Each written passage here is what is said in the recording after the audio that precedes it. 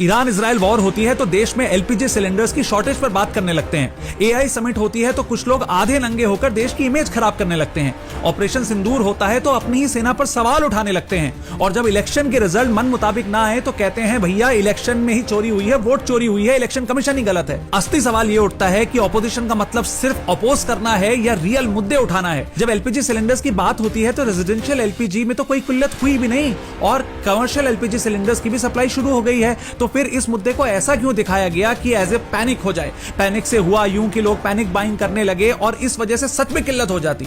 Iran US Israel war शुरू होने से अब तक क्रूड ऑयल प्राइसेस 40% से ज्यादा बढ़ चुके हैं।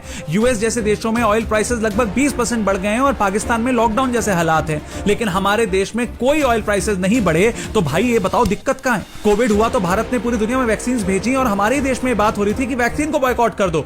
जो चीज अच्छी है उस पर भी अगर विरोध होगा तो असली मुद्दों पर बात कब होगी। मोदी का विरोध करते करते देश का विरोध नहीं होना चाहिए। अगर तुम्हें भी ऐसा लगता है कि ढंग के मुद्दे छुप जाते हैं इन फालतू विरोधों के चक्कर में तो इस वीडियो को इतना शेयर करो कि देश में कम से कम सही मुद्दे चुने लोग। और हाँ, ऐसी कंटेंट के लिए मुझे फॉलो करो।